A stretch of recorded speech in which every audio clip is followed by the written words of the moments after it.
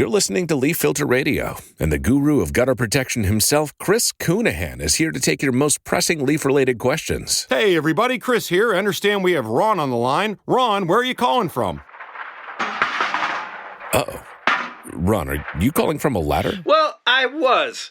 I wanted to ask Chris what I need to do to get my gutters ready to have leaf filter installed. Oh, Ron, you don't have to do anything. A Leaf Filter Trusted Pro will come out and clean out your gutters, realign and seal your gutters, and install Leaf Filter, America's #1 gutter protection system. So I didn't need to get on this ladder? Ron, Leaf Filter Trusted Pros are in your neighborhood and ready to help. Just visit leaffilter.com/day to schedule your free gutter inspection and get up to 30% off. Thank goodness. What was that site? That's leaffilter.com/day for your free gutter inspection today. See representative for warranty details. Promotion is 20% off plus a 10% senior or military discount. One discount per household. Pet Life Radio. This is Pet Life Radio. Let's talk pets.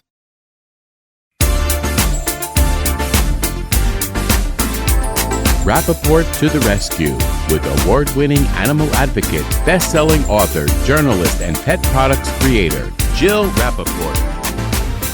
Hi, welcome to Rappaport to the Rescue. I'm Jill Rappaport, coming to you live from East Hampton. I am so excited. We are at BookHampton with the one, the only Uptown Girl, Christie Brinkley.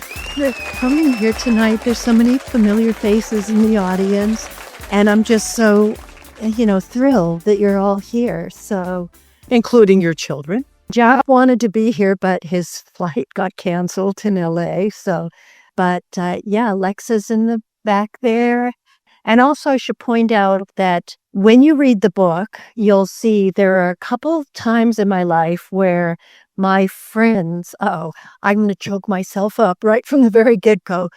But I have 3 friends that are in the room with me tonight that were there for me. I am one of them, right? Please, Wendy, will you stand up? And Lisa and Jill.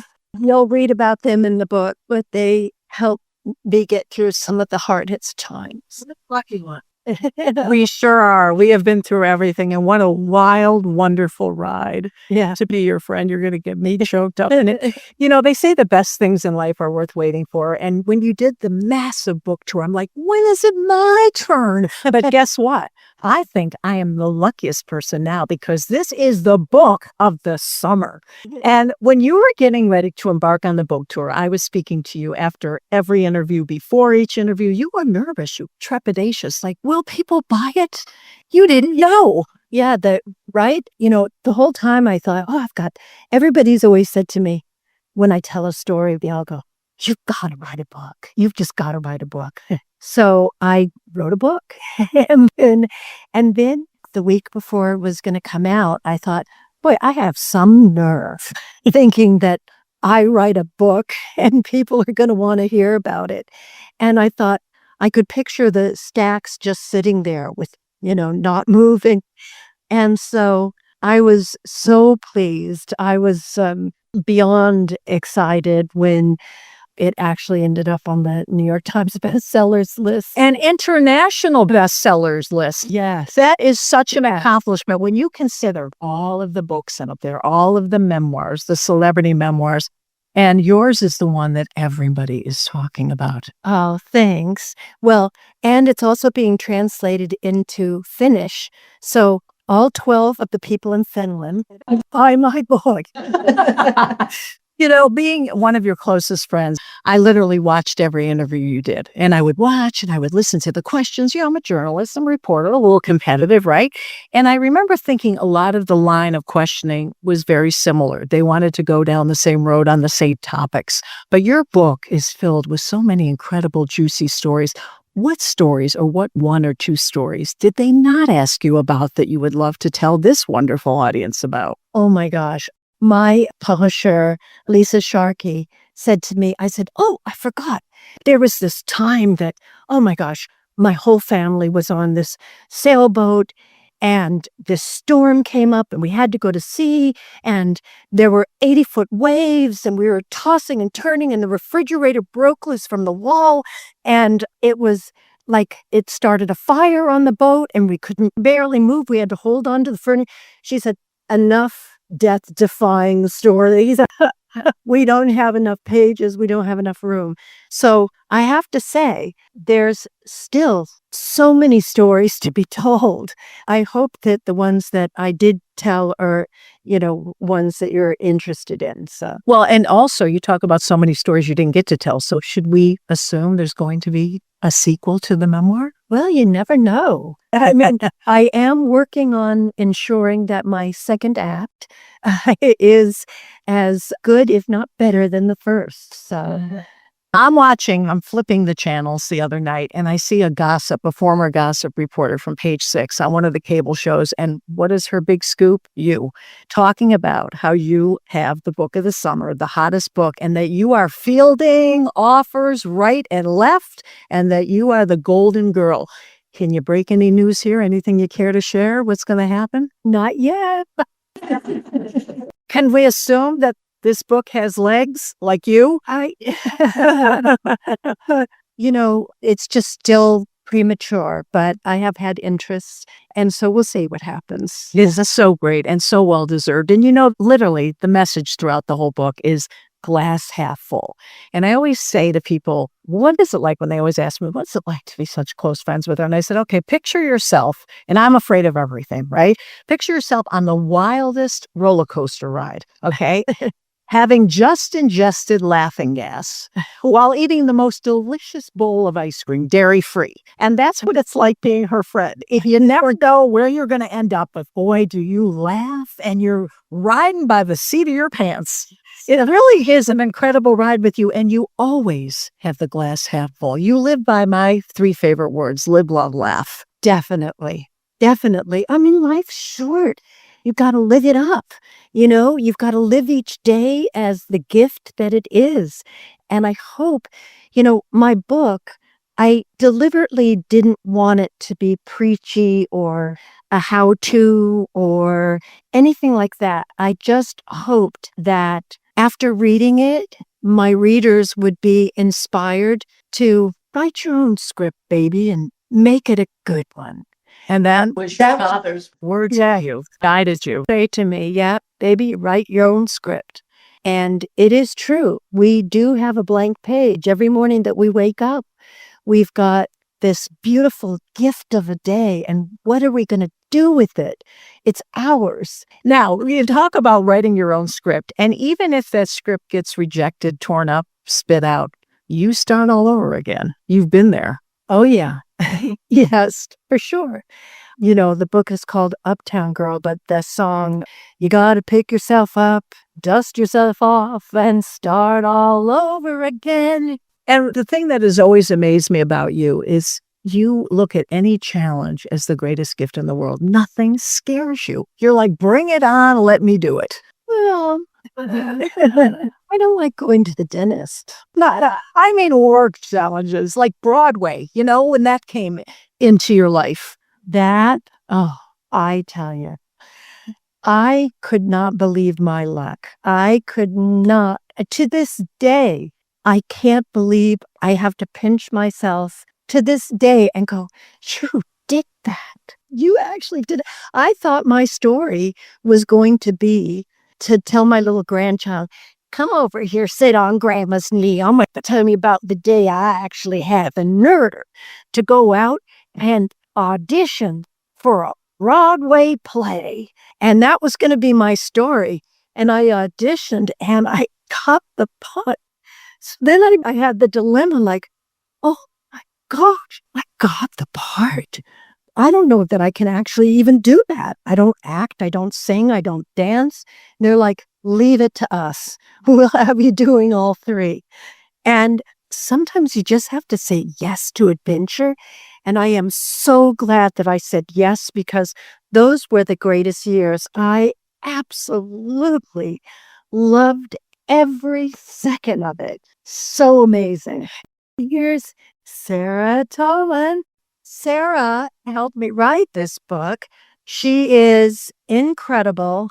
I just have to say, sorry to go off topic. That's okay. But we'll read a little bit about Chicago in the book. But I just want to talk about Sarah for a second because she was so incredible to work with. I started the book with another writer, and he was, like a top-notch, award-winning, always on the New York Times bestseller list, et cetera, et cetera. And every story, he would explain away the magic. And I would like, I don't want to see the backstage area. I just want the magic to exist. There is magic everywhere in life. There's magic, and let's not take that away.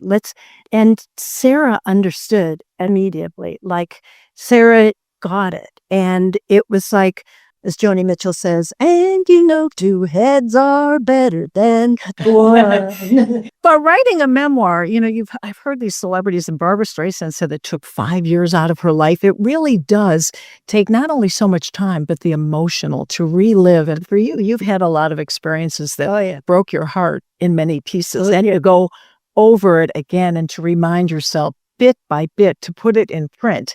I don't know if you can use the word cathartic, maybe for some stories, but really heartbreaking. Yeah, I mean, I think there were certain chapters that, like there was one chapter of my life that was so terrible. I actually, after living it, I had it transcribed so that then I could block it out of my mind. But in case my son ever wanted to hear about that phase of my life, I would have it all fresh and in a transcript. And so that's what I did. And the transcript's about this thick. And I go, here, Sarah. For our listeners, that's about 12 inches. Just show it. Like this, bigger than the biggest phone book. Remember those things? Yeah, we were around for those. Yeah. And I go, here, I don't want anything to do with this. It's all there. And she looked at it and she's like, oh, no. Nope, that's not happening. That is not happening. You were so ahead of your time because you were the original selfie person. You were taking videos and pictures, and you kept everything of your life, of your children's lives. And if you weren't photographing it or videotaping it, you were drawing it. Writing it. I mean, thank heavens for those journals because, I started sort of looking through my journals and going, oh, that's kind of a good story. Okay, wait a minute. I did that. Oh, let me read further. And then sometimes I'd read that and I would think, what was I thinking? What was I thinking? But Sarah we would then go over it and what were you thinking? Let's find out what you were thinking, because there's some parts of my life that just reading the journal, I was like, wow, I can't believe that, yes. Yes. And it's a tell-all. You don't hold back. You can't hold back in a memoir. You owe it to the readers, to your fans. You got to be who you are and tell the truth. Yeah. Your life, with all the beauty, you've had the good, the bad, and the ugly. Yeah, and you have to put it all in there. You're literally the unsinkable Molly Brown. I know. Oh, I'm really dating myself now. But the title, when I heard it, what did I say to you? Brilliant. Uptown Girl. Couldn't have been more perfect. There you go. I'm going to also veer over to say, right, Lisa Sharkey is responsible for this book even existing, because I had decided, I sort of started and then I thought, you know what? They don't need another memoir out there. I'm just not going to do it. And I said, okay, thanks everybody for your time, but I'm not going to do it. I've decided against it. And I get a letter from Lisa Sharkey that was so amazing, so flattering, for one. I was like, oh, that's what she thinks about me. Maybe I do need to buy a book. But she had all these reasons that I really need to do this. And she convinced me. And my first thought was, well, if you'll help me write it. And she's like, no, I can't. But you've got to do this. I've known Lisa for decades. We worked together at Channel 2 News, and Lisa's a tough cookie. There's no, if she doesn't like something, you're going to hear about it. Trust me. No, so going to the title, Uptown Girl, and Christie, I don't know what it is about you. You have the best damn timing in the world. Here you come out with this book, New York Times bestseller, international bestseller, the book of the summer, and what comes out? The Billy Joel documentary, and so it goes. thank you, Billy. And that's why I was so thrilled to interview you now, because I have seen this documentary, and I'm not kidding you, maybe 15 times. It is, I think it's the best documentary Ever done. ever seen, Ever done. ever. Yeah. Like, it really is amazing. And that's largely in part, Lex and I are in it. I'm kidding. It is. I mean, we are in it, but it's a story and the telling of it and the weaving together of, I mean, Susan Lacey is brilliant, and she really wove together a complicated tale with stories intersecting and mingling and moving that is moving. I mean, you will laugh, you'll cry, you'll want to get the album, play it. It's really something. And I actually had the pleasure of watching it for the first time. I had Christie on my left and Alexa on my right. It was so emotional because Billy's life and your impact on him, and Alexa, and how much, he loves his children. And, it's a side of Billy. There was so much you think you know. And I thought, wow, in his life. And you were so unbelievable. And I have to say, the period in the documentary when he was with you and showing your life together, didn't you all feel this? He had such joy and fun with Christy, right? Right? There was such an uplift. It's like you were the high for him and watching you. And that's when I met you.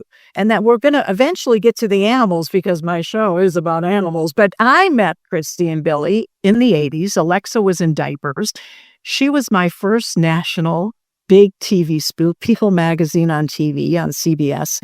And I went to their house in East Hampton, and I walk in, Alexa's running around, and Christy's there, so blindingly beautiful. And then she says, now we do this great interview. We're walking around. You referred to your East Hampton house. Billy called it the Beast in the East. The Beast in the East. See, the house never was finished. It is like one of those worst case scenarios that it was under construction year after year. At first I was like, well, the baby's due, and, I'd love to be in the house for the baby. And then I'd love to be in for her first birthday party. Do you think we could do her 5th birthday party in the house? Like, it went on like that. It was... and Alexa, you were so unbelievable in your diaper, singing all the words to We Didn't Start the Fire. And I know the one line, like most people. She's like, and on and on. And I'm looking at this kid. I hear when Joe did that, that's how she said. I'd been interviewing celebrities for decades, and what really solidified our relationship, we started talking about animals, and we're like the frustrated cowgirls. We love our horses and our dogs. And she said, you know what?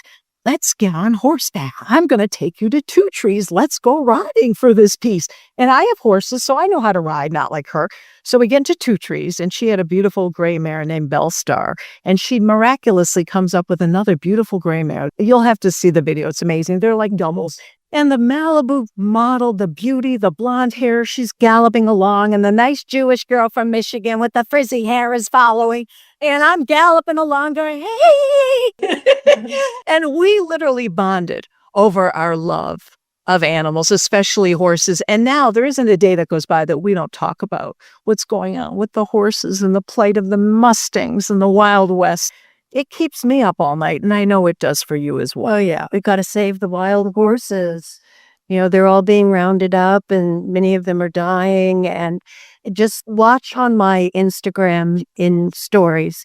There'll be action items in there so that we can all help save them. And they are the Wild West. When you read the book, you'll see I have this real affinity for the Wild West. She's a cutting champion, which you'll get into in a minute. I want to talk about that. Yeah. And so the wild horses really do epitomize the Wild West in just all of their majesty and their, wildness. And they're losing their land, these Mustangs and the burros. They literally nowhere to go. It's really tragic. So keep your eye, because there's places to sign, and that is making a difference.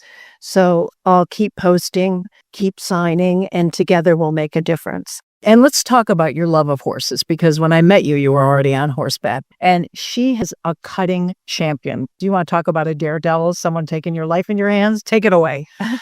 Well, I was actually looking at TV one night, just spinning around, and suddenly I see this horse that's like scraping its belly down on the ground like this. Its two front legs are like, and it's leaping back and forth.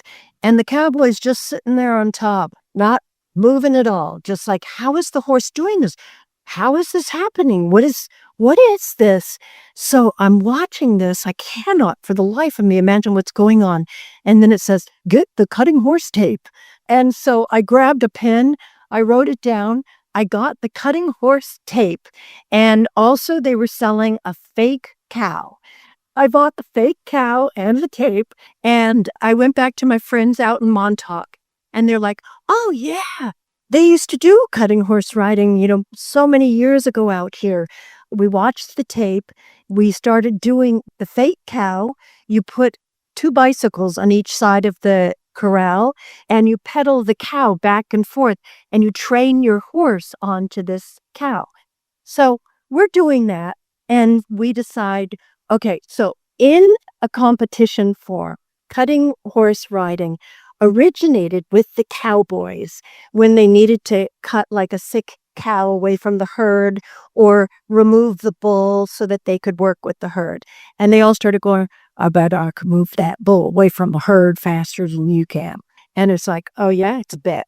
And then they go out there and they try to see who could do it the fastest. So now in competition form, you go into this arena and you have a herd of cattle in front of you.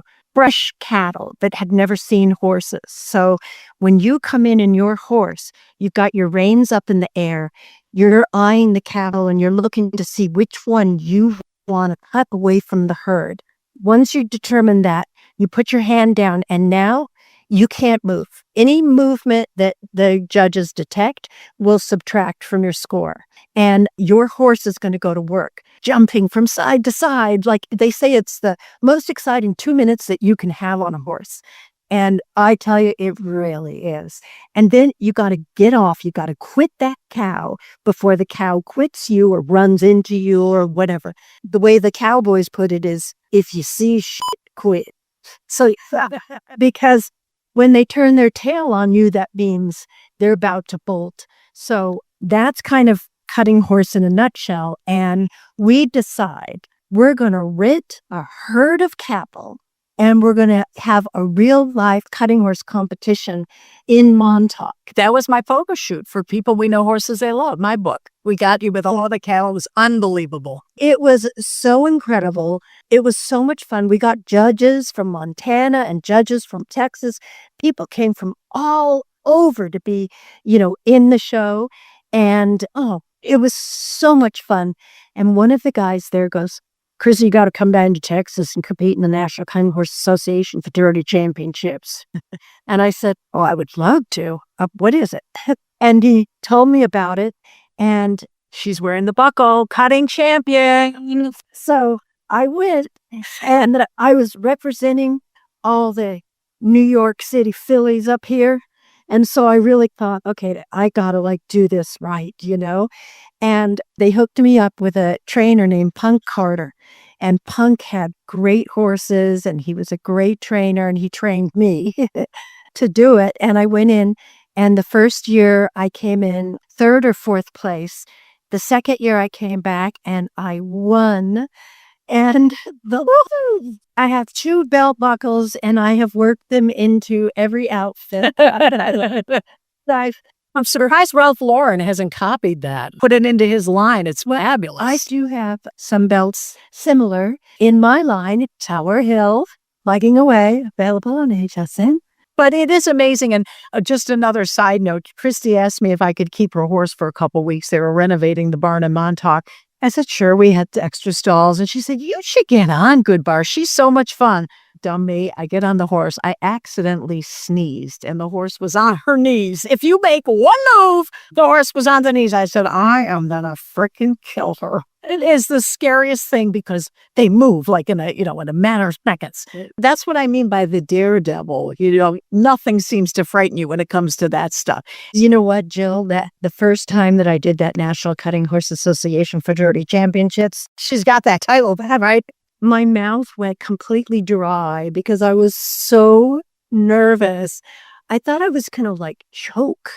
Like I was out there, my mouth was sticking together like this.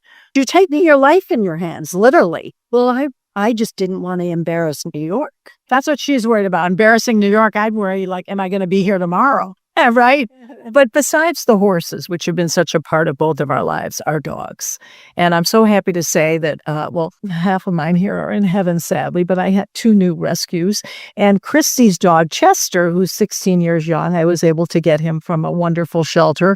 And our dogs have given us so much joy. And I know Sailor has a beautiful rescue, and Max has a beautiful dog, and Alexa has her cat Stella that is her child. I mean, your whole family, all of you have embraced rescue and adoption and understanding the need and the importance to do so. Oh, absolutely.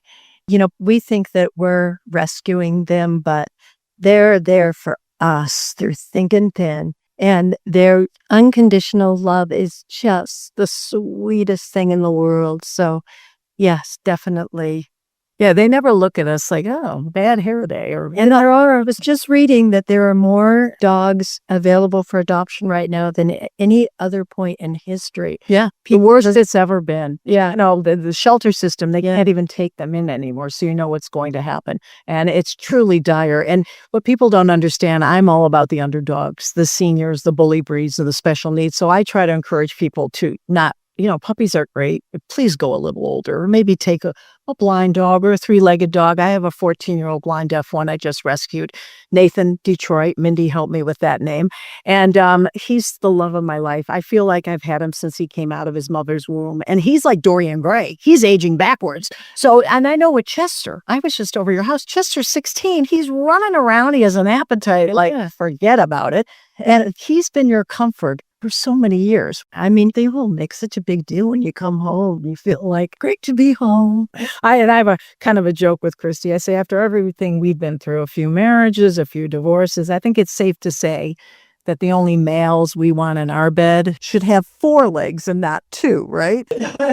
For our listeners, Christy's wavering on that. So you're very open to love still? Yeah, you have to be. Love makes the world go round. And you've gone around a few times. So that's, see what I mean? It's like the half full. You don't let anything you've been through hold you back from doing it again or trying to have that experience again. Why would you limit yourself in any way? I like being open to a whole world of possibility, Yeah. Never say never. You really are always looking at everything in the brightest way possible, and you never stop. Well, I count my blessings. I feel very, very lucky every time I've ever had a job. I feel like, wow, I'm so lucky somebody else wants me. I've always felt like each job was going to be the last one. And it's kind of a good way because then you always want to give your best and give your all. And, in case that is the last one that you do. So, and I look at you like, for you, I think you look at it, if you retire, you expire. It's like no retiring for you. I mean, no, I love what I do. I love meeting people. Like, this is so fun. I've enjoyed talking with so many of you already earlier. And I love this. I love all the opportunities. I mean, modeling is I think it's a really amazing gig because you can do so much. I've written books. It's allowed me to dabble. I've done a couple movies. I got to do Broadway. I have even gotten to use my platform for things that I believe in. And as a result, I became the delegate from the 1st Congressional District of New York and went to the conventions and stumped with some of the politicians that I believe in because I care deeply about the environment. So I always choose politicians who will protect my children's future, and I want them to inherit clean air, clean water, trees, and a beautiful, healthy planet. So I feel very, very privileged to be able to give back in that way. You walk the talk every day of your life. And, you just ran through a myriad of everything you've done in your career. And it's almost like, is there even a question here to say, what have you not done that you want to do? A vacation? You haven't come out with an album yet. I think maybe, you sang on Broadway, but I'm looking at Alexa now. Yeah. And by the way, Alexa has a new song. Alexa, just come up here as we're getting ready to wrap the show. We have to talk about that. It is the summer of this family, right? Thank you, guys. Riverside Way. Go follow my Instagram at Alexa Rayville. Sorry, couldn't plug. We want that plug. And as we sign out, feel free to sing us out. What do you want me to say? Whatever you want. I think we'd all love something, right? Should we do a group song? So just smile when your heart is aching. Smile just like my mamacita. We'll find a way somehow if you just smile. There we go. Oh, what a beautiful note to end on. More positive and optimistic and always smiling than my mom. Oh, the ray of sunshine. We watched the documentary and, my dad, who takes a bit of a darker turn, more of an introvert like me, tortured artist, a little complex, but he said, life is like a Greek tragedy. Remember what he said? With all of he's been through quite a lot too. He's very rather resilient. And Mom turned to me and she said, no, life is like a musical. I said, now I hear why I always saw sort of torn. Is life a musical or a Greek tragedy? Well, that is the best note to end on. Has this been great or what? I want to thank you all for joining us on this special live edition of Rappaport to the Rescue. And don't forget to get Christie's amazing book, Uptown Girl. And you want to get Alexa Ray Joel's new single, Riverside Way. And please open up your hearts and homes to an animal in need today. Let's Talk Pets, every week on demand, only on PetLifeRadio.com.